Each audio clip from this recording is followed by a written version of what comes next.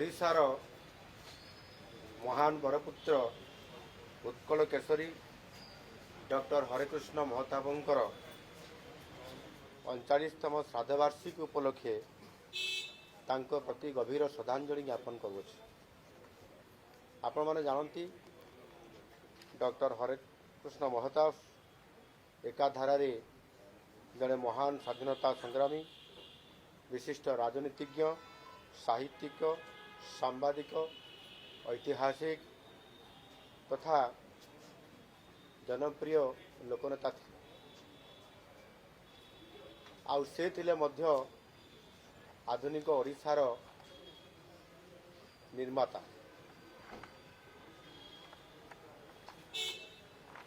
स्वाधीनता ठारू आरंभ करी ओडिशार सामाजिक अर्थनैतिक रो उत्थान केमिति हेबो सेतिपाई से प्रत्येक क्षेत्र रे संपूर्ण भाव रे ओडिशा पई एवं देश पई काम करथिले। से ओडिशार प्रथम मुख्यमंत्री एवं शेष प्रधानमंत्री, से केंद्र मंत्री मध्य थिले एवं से राज्यपाल मध्य थिले बॉम्बेर। एई भली भाबरे जड़े राष्ट्रनीतिज्ञ हिसाब रे, जड़े जनसेवक हिसाब रे आज सारा ओडिशा रे एवं सारा देश रे से आज जड़े राष्ट्रनीतिज्ञ हिसाब रे आम समस्त सामने आज से चिरस्मरणीय होगी अछंती।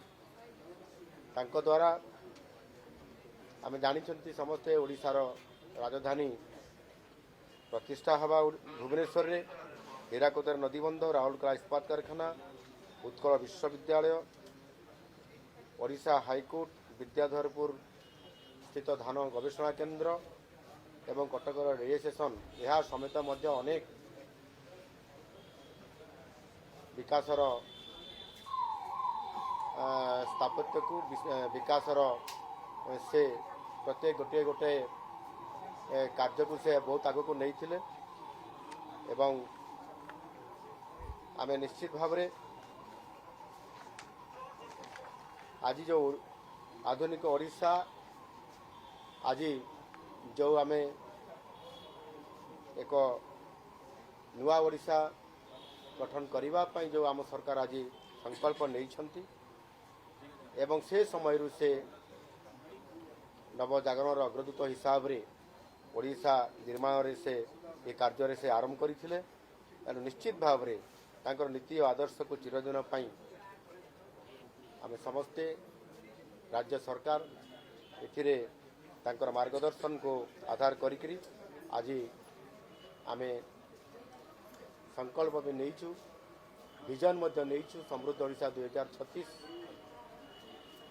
एवं सेथिपाई आमे समस्ते राज्य सरकार को सहित काम करिया पाई मध्य एवं समृद्ध ओडिशा निर्माण करिया पाई मध्य आज दिन रे आमे समस्ते संकल्प नहींचु। धन्यवाद।